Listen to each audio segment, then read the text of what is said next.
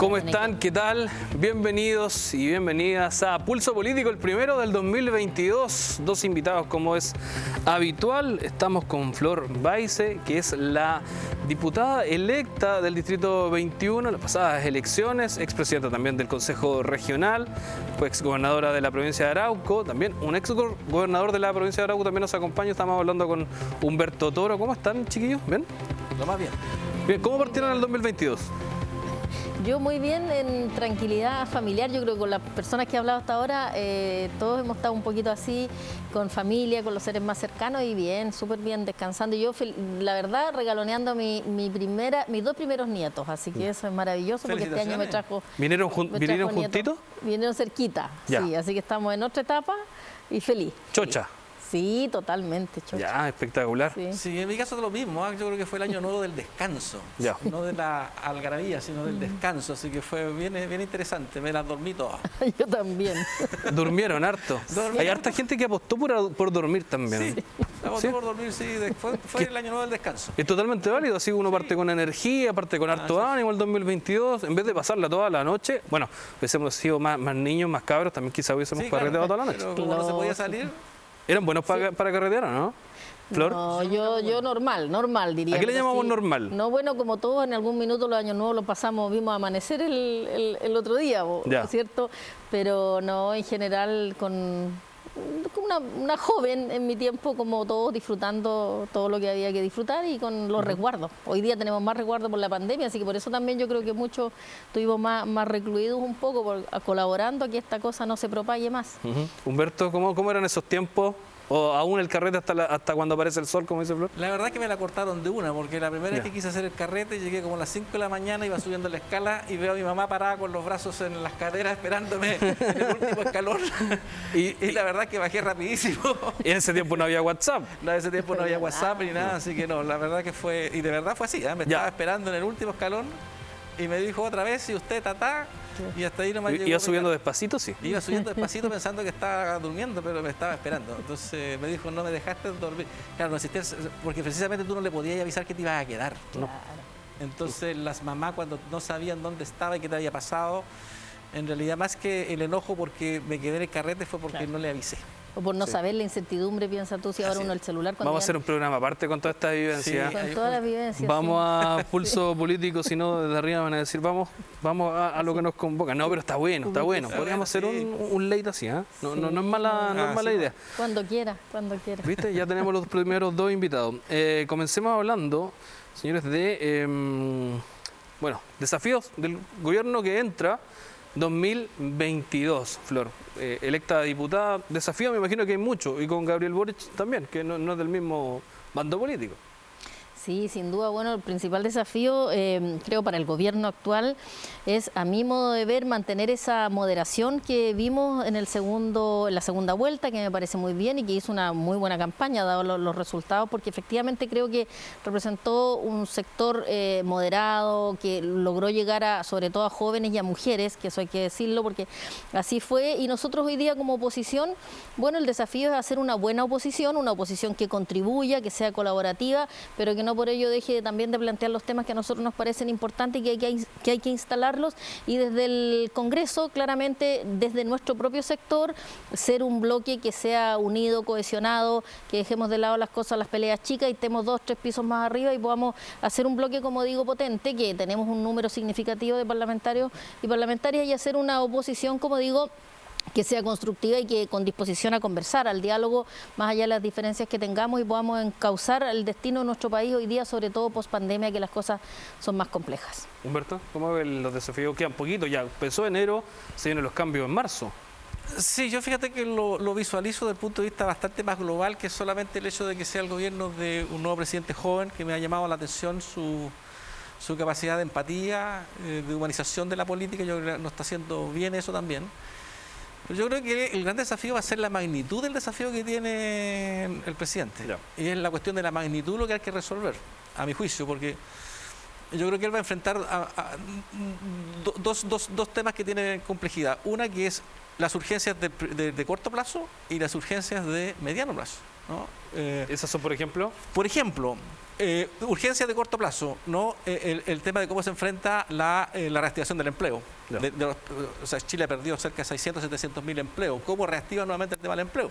Pero al mismo tiempo, ¿cómo generas más empleo? Entonces tienes la urgencia de recuperar empleos y por otro lado de volver a generar empleo. Esas son cosas de corto plazo y del mediano plazo. O tienes también el tema de cómo vas a hacer crecimiento económico y cómo vas a hacer desarrollo económico, porque tienes que seguir creciendo. El crecimiento de Chile terminó, si tú me ayudas, Flor, creo que terminó en un 12, cerca de un 11,5, 12% el crecimiento del 2021, pero el Banco Central dice que vamos a crecer lo más probable entre el 2,5, algunos otros expertos dicen que el 4%, pero ya es menor que el que tenemos el 2021. Y por tanto, ¿cómo generas crecimiento económico, que es vital? Y por el segundo lado, ¿cómo generas desarrollo económico para que no sigan las desigualdades y las inequidades territoriales, por ejemplo? Quizás un tercer desafío es cómo generas tú el gasto, porque en definitiva hoy día hay que realizar gasto con deuda. Porque Chile está con cierta deuda y por lo tanto todo el gasto que haga ahora en la primera etapa es gasto con deuda. ¿Cómo se hace eso sin hipotecar el gasto del futuro? ¿Cómo enfrentas el tema de la reforma tributaria, por ejemplo, que es urgente para generar recursos, pero por otro lado el tema de las pensiones? Entonces, creo que los temas son de mucha magnitud, de corto y mediano plazo, y unir ambas cosas va a requerir un virtuosismo político importante que va, a mi juicio, hacer que el presidente tenga que convocar a todas y todos los chilenos de todas las fuerzas políticas para poner un propósito común. Hay un punto que no mencionas, que es la pandemia, que también es a corto plazo. O sea, es ya atrasado a plazo porque va sobre la marcha, uno va imaginando lo que viene, las nuevas quizás variantes. ¿Cómo visualiza, Flor, en ese sentido el trabajo que debe hacerse en 2022?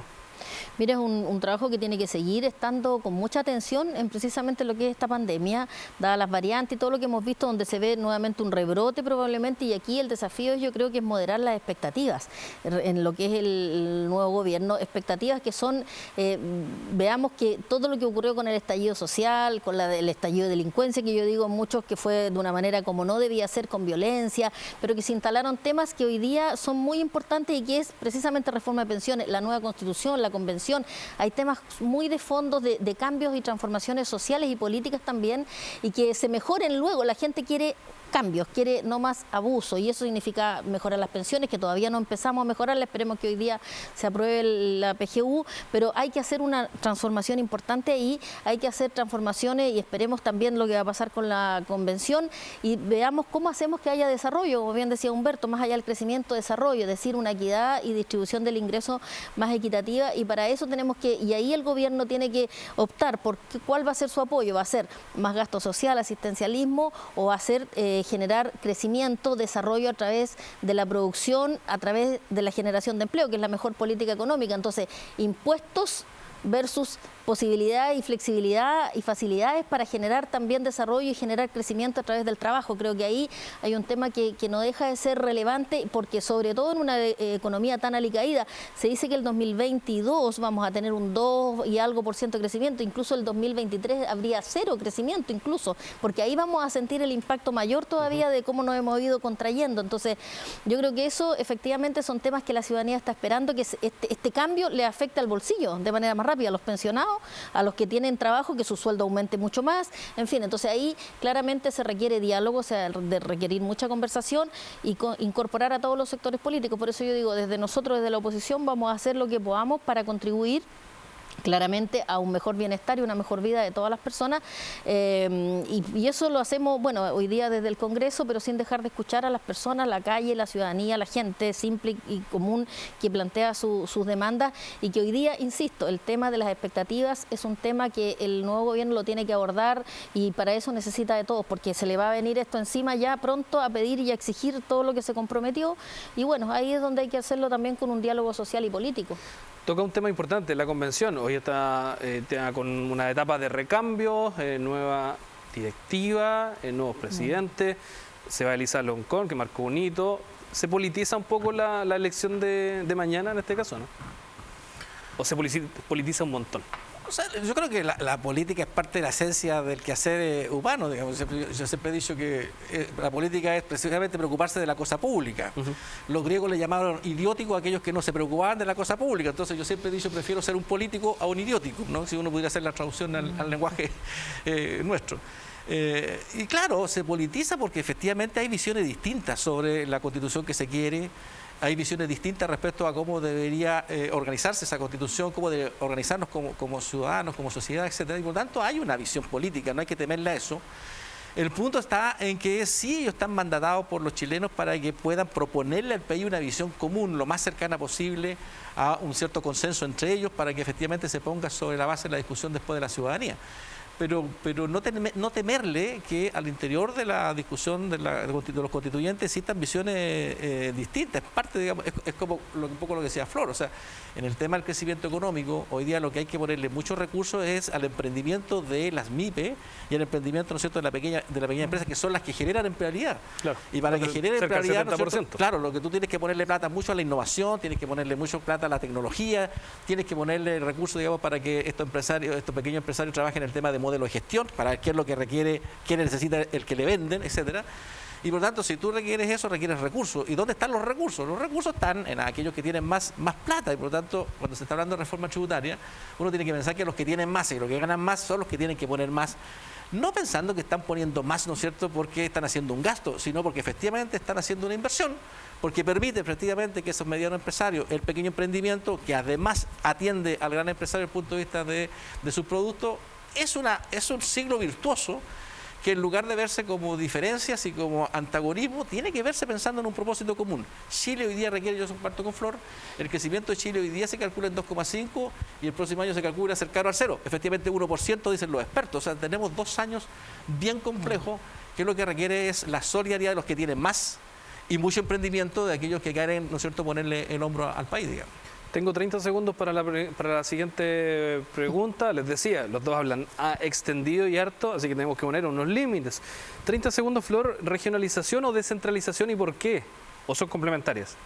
Descentralización porque tenemos que hacer esa forma y ese modelo de gobernanza no solo dentro de la región, sino que dentro de la región, dentro de las provincias, dentro de las provincias, dentro de las comunas. Es decir, que cada uno de los territorios y los representantes de las localidades tengan opiniones y sean considerados de igual a igual.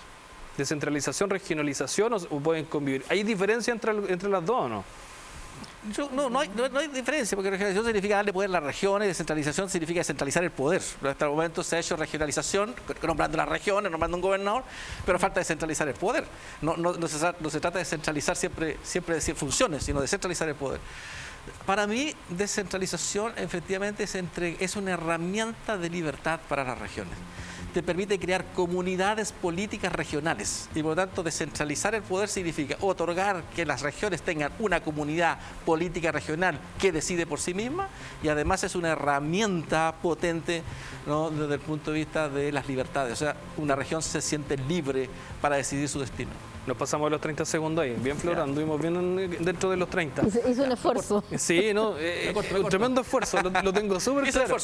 Nosotros nos vamos a ir a la primera pausa, a la de Pulso Político. Estoy pegado con un mensaje que vamos los otros días. De Pulso Político, ya se pasó la mitad del programa. ¿Lo creen? ¿No? Anduvo rápido. Anduvo rápido. Sí, la próxima vamos a andar más rápido, más acotados los tiempos.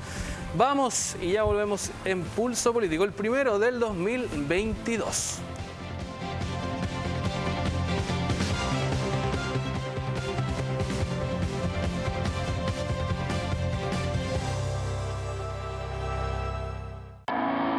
La verdad es que siempre me ha gustado mucho el deporte. Practico básquetbol desde los 9 años. Jugar básquetbol me llena un montón, sobre todo estando con mis compañeras porque somos todas estudiantes de la universidad, estamos viviendo todos los mismos procesos y la verdad es que nos llena de alegría poder practicar deporte, hacerlo a tan buen nivel, estudiar enfermería y el básquetbol en sí se parecen mucho porque en ambas se forman equipos. En el centro de salud uno va a formar equipos con tus colegas para poder ayudar a las personas y en el básquetbol vendría siendo para poder sacar adelante un partido. Si quieres estudiar una carrera del área de salud, aquí cada lugar es un mundo diferente y el mundo de enfermería la verdad es que es muy lindo, porque uno está en primera instancia para cualquiera que la necesite. Siento que la Universidad de Concepción me entregaba las dos cosas y por lo mismo escogí la carrera que escogí y estoy tan feliz de poder participar en el equipo de la universidad. Mi nombre es Jenisel Torres, tengo 22 años, soy estudiante de enfermería de la Universidad de Concepción, Campus Concepción.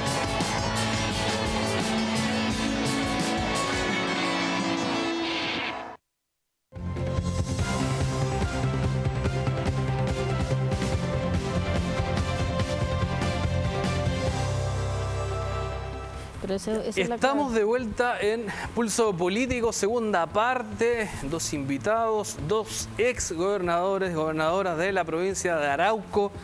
Vamos a hablar de ese tema con respuesta cortita, sé que es complejo, pero es respuesta corta. ¿Cómo ves, Flor? ¿Lejana, cercana, a muy largo plazo la solución o no hay solución en la provincia de Arauco, según la experiencia, en 30 segundos?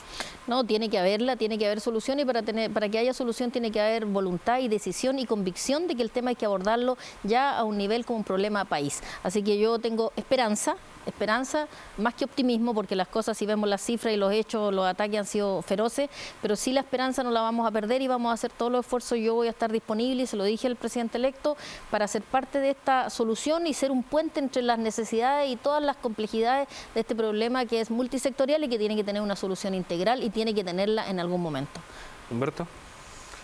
Sí, yo creo que hay diálogo, escucha activa, separar los dos temas que son distintos entre la provincia de Arauco y la Araucanía. En la provincia de Arauco el complejo, la complejidad está con las forestales, en el caso de la novena región es el tema del latifundio. Son dos visiones, en una hay una cierta emocionalidad antropológica y humana de larga data, en la otra, digamos, una coyuntura respecto, digamos, al uso de las tierras por parte, digamos, de una empresa o de empresas. Y si uno logra comprender eso, entonces tiene que construir el diálogo desde la base de un propósito. ¿Cuál es el propósito del diálogo? Eso hay que definirlo, no está claro. En este caso hablaban de ser un puente entre las dos visiones que hay, por ejemplo, incluso la CAM ha dicho que no cree mucho en el nuevo gobierno, en el fondo, que son, lo cito como casi textual, hippies como de izquierda que no conocen bien el tema. ¿La gente conoce lo que pasa realmente en la provincia de Arauco o en la Araucanía? Me voy a centrar solamente en la provincia de Arauco porque Humberto lo situaba en dos partes. En la provincia de Arauco, ¿cuál es la situación? ¿Y cómo se llega a diálogo o cómo se genera un puente entre las dos partes? Pero yo creo que no se conoce, nadie puede conocer ni sentir realmente cómo se vive la situación si no estando allá, y por eso nosotros y yo y Humberto lo mismo en su tiempo, y hoy día yo a lo menos me he dedicado a instalar este tema y hacer que las autoridades y que todos los actores que tienen que participar en esto tengan esa empatía con nosotros, con lo que estamos viviendo, esta terrible situación y compleja. Fíjate que hay más de 2.000 causas que ha recibido la Fiscalía, de las cuales solo 2 tienen resolución desde el 2017, 200 en curso y 1.800 archivadas. Es decir, eso, si lo vemos desde lo que es la prevención y la sanción de los hechos que ocurren, hoy día eso no opera, es decir, no hay justicia. Entonces, ¿por qué digo esto? Porque hay que separar los hechos, separar lo que es la vulneración del Estado de Derecho y todo lo que le ha tocado sufrir a las personas que no tienen nada que ver con la empresa ni con la gran empresa, sino que gente trabajadora que tiene su camión, que después de años se lo compró, que tiene sus hectáreas pequeñas y algún bosque o hace simplemente un trabajo en el campo y que hoy día es amenazado y se le quita su propiedad y vive con miedo y temor. Y eso es lo que no es digno para nadie. Nadie tiene el derecho a vivir así. Entonces, bueno, hoy día hay un tema que tampoco podemos dejarlo debajo de la alfombra. Hay una cuestión de años, una deuda histórica y hay reivindicaciones que son del pueblo mapuche. Y eso hay que instalarlo como un tema central y poner, por una parte, lo que es la seguridad, el resguardo de las personas y, como digo, que el Estado de Derecho impere y no validar de ninguna manera la violencia como acción política o instrumento político, como violencia política, como bien lo han dicho los líderes de la CAMI, que han dicho que no le importa el gobierno que sea, ellos van a seguir por esa vía, la vía armada, el enfrentamiento. Eso no corresponde en un Estado democrático, en un Estado donde hay institucionalidad, eso no puede ser. Y eso es lo que tenemos que lograr vencer, porque estoy convencidísima que somos muchos más las comunidades pacíficas, la que hay gente que quiere el bien y vivir de manera armónica y ordenada. Entonces, bueno, hay que seguir haciendo los esfuerzos porque sí hay un problema aquí complejo y tiene mucho que ver con la llegada de las forestales a la provincia. No estoy prejuiciando a ninguna empresa en particular porque creo que esa empresa o esa industria hace un aporte también, pero hay que vivir una convivencia que hasta ahora no ha sido la que corresponde o no ha sido armónica y ha tenido los efectos que hoy día estamos viendo. Para eso hay que conversar con quienes estén dispuestos a hacerlo y con los que no estén hay que persuadirlos para que estén dispuestos a ello. Y para eso el gobierno tiene que llevar esto a través de un proceso, el gobierno como líder político, pero esto va mucho más allá del gobierno, todos los poderes del Estado, las iglesias, los juntas de vecinos, mira, yo estoy pensando, la comunidad social organizada, todos ellos tenemos que participar. Yo como parlamentaria voy a hacer mi parte de convocar, llamar a que nos incorporemos todos en este proceso y hagamos un movimiento social por la paz en Arauco, porque la verdad que es indigno y es aberrante que las personas tengan que ni siquiera poder vivir en paz ni transitar por las carreteras como lo hacíamos hace unos años atrás. Hoy día ha cambiado pero radicalmente el panorama. Humberto, cuando fue gobernador de la provincia, el diálogo era parte importante de aquello. Los números de esos años no son los mismos de hoy en cuanto a violencia rural.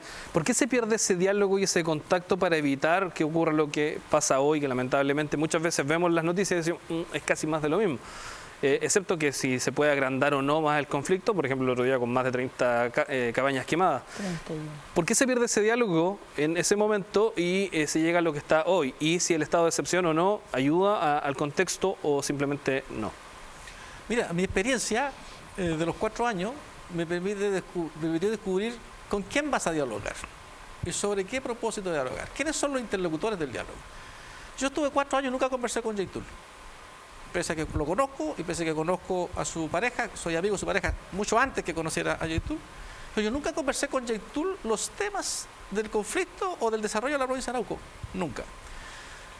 Segundo, pensé que había que conversar con los loncos. Me reuní con los loncos, establecí itinerario de trabajo. A los 4 o 5 meses me di cuenta de que los loncos, por muy respetables que son, no representan hoy día al pueblo mapuche desde el punto de vista de sus demandas. Y por tanto, ¿con quién tuve que conversar?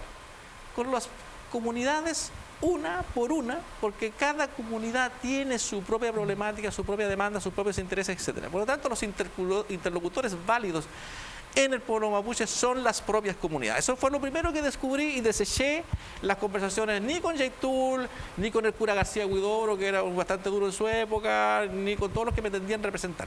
Y avanzamos. Segundo, el problema en la provincia de Arauco no solamente es mapuche. Fíjate tú que la primera conflicto, la primera gran toma que hubo en la provincia de Arauco cuando yo llegué gobernador, no fueron de los mapuches, fue la mesa productiva. La mesa productiva donde estaban todos. Y todos estaban contra el tema de las forestales, cómo las forestales trabajaban allá sin el desarrollo de o sea, había crecimiento en las forestales, pero no había desarrollo. Por lo tanto, era la sociedad. ¿Qué significa eso? Que tú tienes que hablar y conversar con 3 partes. Con la sociedad en su conjunto, sobre los temas del desarrollo global de la provincia de Arauco. Tienes que conversar con las comunidades, por tanto, a partir de los temas específicos que tienen en ese lugar. Y tercero, no llegar con recetas centralistas. Tienes que construir todo lo que hay que hacer desde el sentimiento, las emociones y el petitorio que hacen las comunidades. Eso me permitió terminar el 2018 con la provincia de mayor auge turístico de Chile, el 2018. Terminamos con el tema agroalimentario, donde los campesinos tenían el tema de las compras públicas, que hoy día se terminó. Hoy día no existen las compras públicas, que le permitían no tener intermediarios. Generamos las primeras cooperativas de pescadores artesanales, que tampoco necesitaron ya intermediarios para vender. Entonces, cuando tú generas una política desde las propias necesidades, pero al mismo tiempo de las propias ideas, comunidad por comunidad, es el camino. Conversar con actores que aparecen representar al pueblo mapuche, a mí me parece un error, lo que no significa no conversar. Claro. Pero ¿Y el estado de excepción hoy? Conversar con estos grupos el tema del conflicto mapuche y de las demandas del pueblo mapuche, a mi juicio, es un camino equivocado. Con ellos lo que hay que conversar es cómo se construye la paz y dejan de ser violentos respecto, digamos, a explicitar o querer vía esa vía, ¿no es cierto?, señalar la problemática del pueblo mapuche, que en realidad no la es la del pueblo mapuche. Y luego, cuarto, que las empresas forestales, en este caso Mininco, deje de generar el hecho de tener contratistas a miembros de las comunidades mapuches, porque con eso pretenden, ¿no es cierto?, dividir la situación del pueblo mapuche entre contratistas financiados por la empresa, por muy loable que sea eso, pero que genera rivalidades y divisiones. Me podrá decir, Flor, no todos los casos que suceden allá de quemas de vivienda, quemas de camiones, quemas de maquinarias, producto de un aparente terrorismo. Muchas de ellos son rivalidades entre los propios actores de la comunidad que no logran ponerse de acuerdo y resolver sus problemas.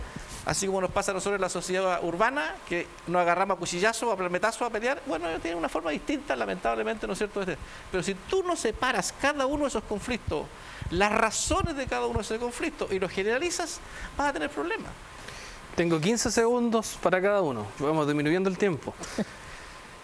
Parto por allá porque ocupe los 15 segundos muy bien. Estado de excepción. ¿Le hace bien o le hace mal a la provincia de Arauco? No le hace mal. Le hace muy mal. Yo me puse siempre en estado de emergencia y los 4 años bajamos y redujimos todo el nivel de conflicto y participación. Por lo tanto, hay una demostración explícita, hay una tácita, digamos, respecto a que se puede lograr vía conversar, dialogar y escuchar. Lo logramos, se puede lograr, pero con estado de excepción, la verdad es que nos genera más rivalidad. ¿Estado de excepción, Flor? Es un instrumento que es necesario, está dentro del ordenamiento jurídico y los hechos, objetivamente, los números y las cifras han bajado. Es necesario resguardar a la ciudadanía y yo en este caso comparto, porque además es lo que la gente está pidiendo. La verdad es que esto vamos a esperar ahora qué ocurre con el nuevo gobierno, pero esperemos que esté del lado de las víctimas y de las personas que sufren y que están clamando porque haya protección en la provincia de Arauco. Flor, sigo contigo. Puente sobre el Biobío, porque afecta directamente a la provincia de Arauco. ¿Necesario sí o no y rápido o lo dejamos como está?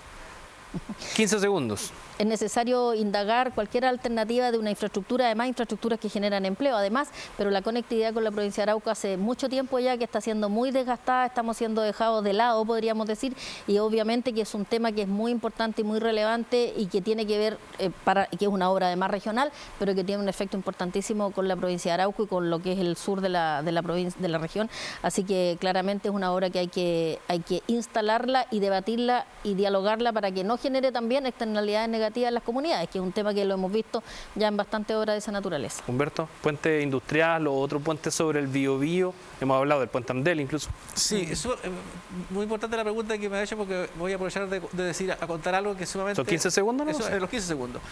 Es necesario el puente, pero ¿sabes tú qué? MAPA va a aumentar, ¿no es cierto?, sobre un 70% hoy día su productividad. Había un acuerdo entre EFE y la empresa de trenes, digamos, la que se adjudicó, para trasladar esa madera.